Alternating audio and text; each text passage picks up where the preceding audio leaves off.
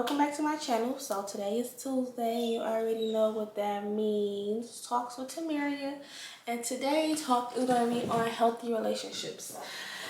Because I feel like, let's get comfortable. I feel like in my, not generation, but my people my age, I guess my generation, we glorify toxic relationships. Not we, but we glorify toxic relationships. And you know what I'm saying, especially like with social media, people be thinking certain things be cute and certain things be like, but they don't. Like it be like, that's really not cute and that's really not right. So we're gonna talk about healthy relationships. I have to roll on my sleeves for this, you know. So we're gonna get rid of that toxicity, that toxic mindset when it comes to relationships. Now, I do understand that not everybody wants to be in a committed relationship so young. People be wanting to go, you know, and do what they do and do what they do, which is cool. That's cool. I mean, that's your idea of fun, you know. That's cool. But for the people that is interested in having a healthy relationship, or if you in a relationship right now that you don't think is healthy and you want to try to figure out what some things you can do to get it to where it needs to be, then this is the video for you. So the first and most important thing is communication. And everybody hear that like, oh, communication is key, communication is key. Yes, but also comprehension too. Like, let's go. So first of all, in a healthy relationship, you gotta have healthy communication. And honestly, this is something that you're gonna be working on throughout the relationship. Like, it's not something that you're just gonna be like okay, one thing with a relationship, as you guys grow, the relationship grows and everything, I won't say repeatedly changes, but everything grows. So nothing is just going to stay right here at this level. It's always going to be ups and downs, and it's always going to be like, you know, just always going to keep moving in the relationship. So what might be healthy communication right now in this point of your relationship might not be healthy communication in 2 years. So yes, but it's very important to have healthy communication. And like I said, it's something that you're going to have to keep practicing. I don't know if you can master it. You probably could. But as for me, that's something that I'm very good with words. But I can get sometimes frustrated really fast. And I can get fed up really fast. I can get tired really fast. So it's something that you're going to have to continue to keep trying to practice. If that makes sense. That's what I mean. So for number one, you got to... One thing that you guys can do to try to establish healthy relationship, and I'm not telling y'all nothing that we don't do in our relationship and that we don't try. Honestly, this is my most healthy relationship that I've been in. This is my most committed relationship, my most lasting relationship, my most loving relationship, my most healthy relationship, the one I'm in now. So I'm not going to tell you nothing that we're not doing and nothing that I haven't done. How about that? So talking and listening is very important. It's kind of funny because, like I said, just something that you're going to have to keep practicing that. But talking and listening, letting your partner talk, you know, all the way through, you listening, and then once they're finished talking, then you talk. Try not to cut them off. Try not to, you know, try to overtalk them. Try not to interrupt them when they're talking. Let them get their thought out. Let them get their, you know, their thought out before you respond. Because kind of if you interrupt them in the middle of them getting their thought out, you kind of not listening. Because how could you respond to what I'm trying to say if I didn't get the whole thing out yet? You know, that's not where I'm stopping at. I still got more to elaborate on, and probably once I'm done, you probably kind of understand what I'm trying to say without interrupting me. So, and that goes both ways. So just try to make sure you listen to your partner wholly, you know, and let them get their entire thought out before you interrupt them or before you try to respond to what they're saying. That goes to my next point, to listen to understand, which is why I said comprehension and not to respond. A lot of people in disagreements, they listen to respond. So it'd be like, oh, blah, blah, blah. Oh, but you did this and you said this. Did you really hear what they said? Like, did you really hear what they... It's been times where me and my boyfriend will talk and he'll say something and I'll sit there in silence for like maybe a few minutes trying to just understand what he's saying. And comprehend what he's saying before I respond, just so I can make sure that I'm understanding what he's saying before I just jump on and just whatever. So that's what I mean by talking and listening, and comprehending and listening to understand. Try to make sure you understand where they're coming from before you jump on your next thought or jump into your next, rebuttal or whatever the case may be. And then also try not to yell. Try to remain in a calm tone. Like I said, this is just going to be things that you're going to have to just keep trying to practice, because sometimes I slip up. Sometimes I end up yelling. Sometimes I get frustrated. Sometimes I cut him off. It's not perfect. I'm not perfect. We're not perfect. But as long as you try to do these things and execute these things with communicating, you putting that effort in, obviously it's going to get better, and obviously you're going to get better, and obviously it's going to get better. So I'm not sitting up here saying that, my communication skills is on point 100%. No, that's not what I'm trying to say. But I am trying to say and tell you guys things that I do, that we do, to try to get our communication skills to where it needs to be. Sometimes it don't always go the way we plan, but as long as we try, and that's all that matters. But yeah, try not to yell. Try not to get loud with each other. Once you get loud and you start yelling, that's when it's not communicating. It's not a conversation no more. Now it's just a scream test and the contest of trying to see who can get their point over whose, and just clashing. So try not to yell. Try to stay calm, and try to keep a calm manner when talking to each other, so it can stay as a conversation and not turn into like a big old commotion that it really didn't have to turn into. So I feel like that's important when it comes to those things. And then I want to also say, part of communicating is also having uncomfortable conversations. People try to avoid conversations. People try to avoid confrontations. And you don't gotta avoid it. A confrontation is not a bad thing in a relationship. It just means that at this moment, there's something that you guys are not agreeing on, something that you guys are not seeing eye to eye on, you guys trying to rectify the situation. It's not always a bad thing to have a confrontation. And it's very important to have uncomfortable conversations, because those conversations are the conversations that you need to have. Because it's like, it might be uncomfortable, but we need to express whatever this is and try to get a hang on it, and try to establish whatever you're trying to establish, or try to just rectify whatever you're trying to rectify. So don't be scared to have confrontation. And I'm not saying start arguments, but don't run from them. Don't run from them either. Not arguments, but confrontation. And every confrontation, not even an argument. It's not bad to have confrontations, but just because it gets confrontational don't mean run. Don't run, because it's not that scary and it's not that bad, honestly. So it's not always bad, I should say.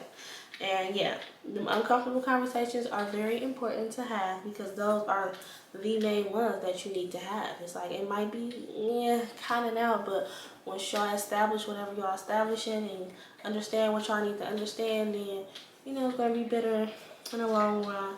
And that kind of goes into saying, don't be afraid to speak up. Like, if there's something that's bothering you, something that's on your heart, something that's on your mind, don't be scared to talk to your partner about that. That's also a part of healthy communication, and that's, like I said, that's something that I work on, but I sometimes do it and I sometimes don't, and that's just something that I'm actively working on doing. When I have a situation, just bring it up, when it happens, or close to the moment when it happens, but don't let it sit on your mind and then it just blows up one day and he like, what the heck are you even talking about? So don't be afraid to speak up. Sorry guys, my shoulders are very sore. Don't be afraid to speak up. Yes. And then another one is trust. Trust is very important in a relationship, and honestly, in our relationship, me and him, we trust each other completely. Like I don't be checking his location to see where he at all the time. I got his location, but I don't even check it. Like, I just check it, every once in a while, see, is he leaving work, or where you at, or whatever the case may be, just being nosy or something. But I don't be checking it like, oh, let me see if he at some girl house, or let me see where he at 4 o'clock on Thursday. Like, I barely check his location. Mainly it's for safety, like just to be knowing what you doing and what's going on. If he didn't already tell me already, so if you already told me, cool, yeah, definitely not checking your location. He be saying like, check you got my location. I'm like, I don't even check it. So trust is very important. He trusts me, I trust him. And honestly, personally, in my past relationships, my trust got messed over a lot, but I kind of just start fresh with a clean slate, you know, like when it comes to another, I'm trying to say I don't have trust issues. Even though I have been messed over a couple times, I don't have trust issues. I just kind of start over. And if you don't give me a reason not to trust you, then I'm not going to have a reason not to trust you. And that's kind of going to be what it is. If you give me a reason, okay, then boom. And then, you know, if I move on, it's going to be like, well, you didn't give me a reason not to trust you until you do. And that's kind of what it is, you know.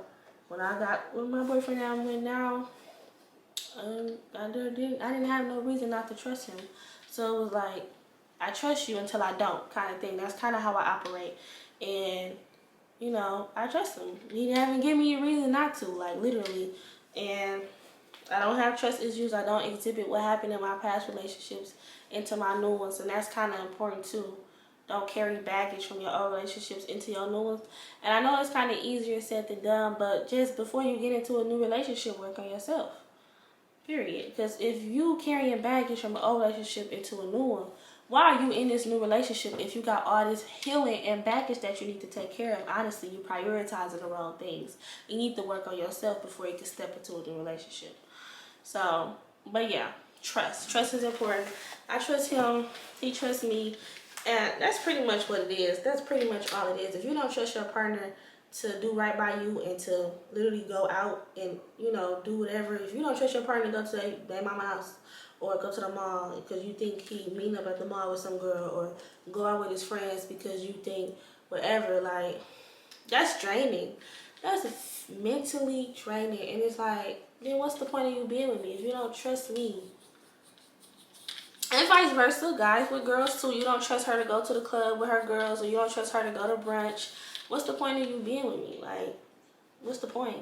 You know what I'm saying? Yeah, because that's tiring. That's emotionally draining on both ends. You always trying to figure out where they at, and they getting tired of you always checking in, not trusting them, and they got to keep reassuring you, and it's not working. Work on yourself first.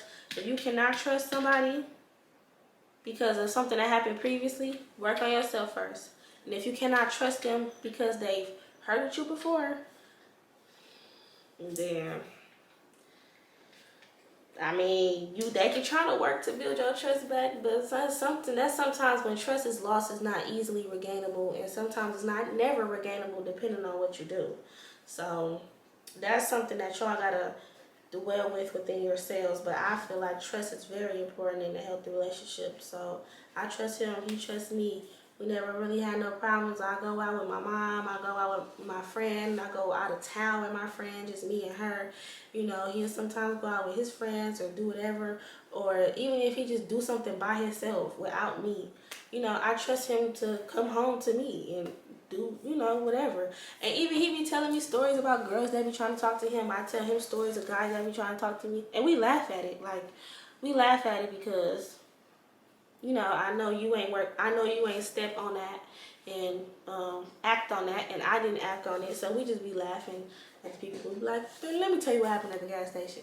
And it be funny, you know what I'm saying? Or when people hit on him at work, I be laughing at it because I trust that he didn't act on it, and vice versa. So trust is important. If you can't trust your partner for whatever reason, that's going to be emotionally draining, mentally draining on both ends. If it's because of something that they did, maybe you don't need to be with that person at that moment, or maybe if they said they're going to work on building your trust back and that's something that you willing to go through, that's fine. But if it's because of past relationships, I definitely recommend you work on yourself first before trying to jump into something else, because you dragging that into somebody that don't got nothing to do with what happened between you and your ex. Like, And then the next one is respect. Respect is important in a healthy relationship. You have to respect each other, respect each other's boundaries, etc., etc. Um, for example, I mean, people do what they want, but I don't agree with men calling their girlfriends the B word. Like, this is my B, or etc. etc. I don't agree with that. That's not cute to me. That's not cute to me. The B word. I mean, depending on how people feel about it, the B word is kind of degrading to me. I don't even call my female dog a B. Like, so I don't agree with men calling their girlfriends the B word, but that's just an example of disrespect in my eyes. Everybody boundaries and whatever is different to everybody, but like, for example, I don't like that. So that would be disrespect, like that name calling and stuff like that. But it's definitely important because you guys are two different people at the end of the day coming together to try to, unite and create one kingdom. But at the end of the day, y'all are two different people with two different personalities, two different, you know, whatever. Like, y'all are two different minds. And so some person might have this boundary, or some person might have this habit or this hobby or this whatever. And you just have to respect what it is. Respect them. Respect their boundaries. If they're saying they want this and they don't like this and this, respect that. Or if that's not something you can respect, don't be with them. Because if they telling you that they have this boundary in place for this specific reason and you can't respect that and you disrespect that boundary, it's kind of like, or I don't know how to really put it, but like, just respect their boundaries. Respect each other's boundaries, because if they got something in place for whatever reason, they got that thing in place, and you steadily, picking at it, or steadily going around it, or steadily, antagonizing whatever that thing is, it's kind of like, what's the word I'm looking for? It's kind of like you're not only disrespecting, you're disrespecting them. Because I'm telling you, this is what it is, and this is why I do this, and this is why I don't like this, and you laugh at it, or you antagonize it, or you can steadily try to push that boundary. It's like, you're not listening to me. You're not valuing what I'm saying, which means you don't respect my boundary, you don't respect me. And if you don't respect me, this is not an equal relationship. You know what I'm saying? So, respect is a big thing. Don't try to humiliate your partner. Don't try to embarrass your partner. None of that. That stuff's tacky. That stuff is tacky. That's tacky. You know what I'm saying? So, all that toxic stuff going on Facebook and exposing each other when y'all arguing and this and that, all that embarrassment, humiliation, and disrespect, that's not cute. And then just to get back together that same night or the day after, like, that's embarrassing. That's not cute. That's not cute. It's not, because it's like, now you just told me all their business and now you back laid up with them and you just said that they booty stink and they a bum, but now that's your lover tomorrow. Like, that's not cute. Come on now, y'all. We can do better. That's not cute at all. So definitely just respect your partner. You know what I'm saying? If you can't find it in yourself to respect them, you don't need to be with them. And that's just that.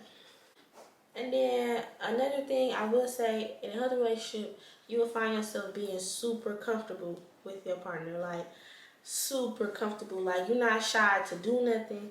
You're not shy to say nothing.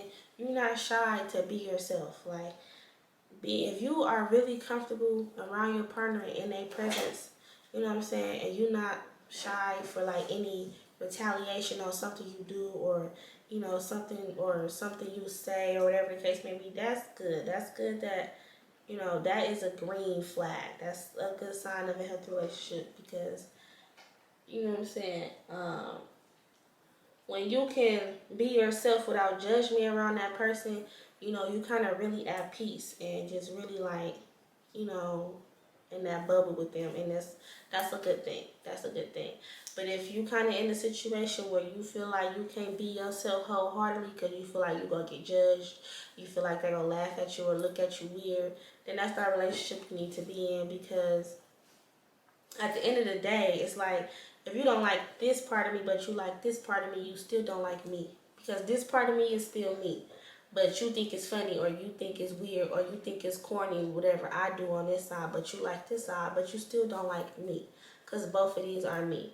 So if you are comfortable in your relationship with whoever you are and you can be wholeheartedly and uniquely you, then that's a good sign that you are in a healthy relationship. And that's really good. I just wanted to touch on that. Because if you kind of feel like you gotta, you know, not be you, hide some stuff, hold some stuff, or, you know, not show you all the way, your personality or whatever the case may be, your hobby, because you think they're gonna think it's weird, that's not that's not a relationship you need to be in, because that's not gonna thrive and that's not healthy, and it's, you know, it's not cool at all. So yeah. Okay, so now for the next one. It's not really a next one, it's just like a few things that you shouldn't be seeing in your relationship. So number one, your partner, whoever, the female, the male, the whatever, they should not be controlling of you. Like, they should not be trying to tell you where you can go, who you can see, what time you can see him, what time you gotta be back, what you gotta wear. You know what I'm saying? What day you can do. Like, no. Like, that should be no. If you find that somebody is very controlling over you, they're trying to control what you do, who you talk to, who you see, you know, what you wear, what you eat, all that stuff is a red flag. All that stuff is a big no-no. No. And as soon as you see that, because it's real subtle in the beginning, but then it's just gonna you know, it's gonna become really aggressive later, and just, you know, you go see it later. But before you even get to that point, just leave. You know, because it's not worth it. It's not worth somebody trying to control every aspect of your life, trying to isolate you from your family, trying to isolate you from your friends. You know what I'm saying? Like, all that stuff is no. Try to get away from that as soon as possible. And I'm sorry about that noise. That's Sky biting on her paws. The second no is like that embarrassment, humiliation thing that I was kind of talking about earlier. Like, when couples fall out and they get on, I feel like that's something that a lot of people in my generation do, which I don't understand, especially if y'all know y'all gonna get back together. That falling out, posting each other faults and flaws on social media and then getting back together, like, that's really tacky. That's really tacky, and that's just really, because it's like, okay, you just post on social media, you know what I'm saying, how they a bum and then do this for you and this and this and this, and then y'all get back together a week later and this is the love of your life. That's tacky. I feel like that's just tacky. No one should be embarrassing you in front of your friends, in front of your family, and especially on social media. You know what I'm saying? If there's something that's happening, say you and your significant other is somewhere in public and something is happening, back them up, be on their side, and be a united front. And then if it was something, you know, that needs to be talked about it in private. All that public humiliation, embarrassment thing, like, that's tacky. Like, you know what I'm saying? Be united with your partner on social media if that's where y'all at, in public, whatever. You should not be embarrassing them talking about her panty stank and then y'all together the next in 2 days. That's weird. That's weird, because it's like, so all these flaws and all this stuff is wrong with him and her or whatever the case may be, and then now y'all back together. That's weird, and that's not cute at all. That's very toxic and very ugly. That's ugly. That's ugly. So y'all should be united, you know, together wherever y'all go together. And then if something happens, talk about that in private. Like, you know what I'm saying? Nobody should know y'all problems. That should be addressed between the two of y'all. To everybody, y'all just the happiest, most awesome couple in the world. And if there's something going on, y'all handle that at home behind closed doors. So that shouldn't be happening. And you also shouldn't be really dependent on your partner. And that kind of goes with the trust. It kind of goes with the trust. It kind of goes to like your attachment style, past traumas, and etc. But if you shouldn't be so dependent on your partner, like, you definitely shouldn't be suffocating them. If clingy is cute to your partner, then that's fine. But clingy has a stop sign. Like, there's a point where you're just too clingy. You know what I'm saying? Y'all need space between each other so y'all can miss each other. You know what I'm saying? If they want to go this way with their friends and you going with your friends, then y'all come back and talk about how good of a day y'all had.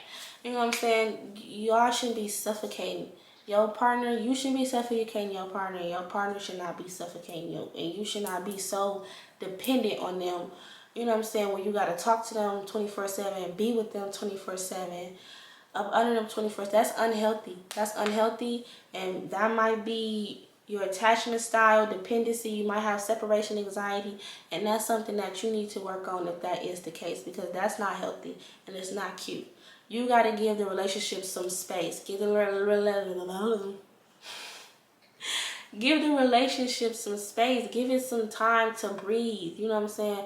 If y'all up under each other 24/7, you're not gonna miss each other, and then you might even get irritated. Like, Dad, can you back up? Like, I don't know. I'm just saying, but definitely give each other some space. Give each other some time to breathe. Give each other some time to miss each other. You don't have to be there in they breath, in they face 24/7, 7 days a week. Like, I saw this one TikTok where, you know, the lady and the man was she was leaving to go somewhere. And why, as soon as she leave and get in the car, he's like, I know she gonna do this. As soon as she leave and get in the car, she calls him and stays on the phone with him all the way up until the time she comes back to the house. That was like, that's not cute. It wasn't cute to me. That's not, and I don't, that's not even saying to me, that's just not cute. If you find yourself where you're not able to be apart from that person just for a little bit, even just to go to the mall or to go get some Starbucks or something, like when you leave, then you got to be on the phone with them the whole time until you come back, where you didn't give them no space, no nothing. That's unhealthy, and that's very, very dependent on them. And separation anxiety, whatever you want to call it, I call that dependency. Dependency is you can't do without it.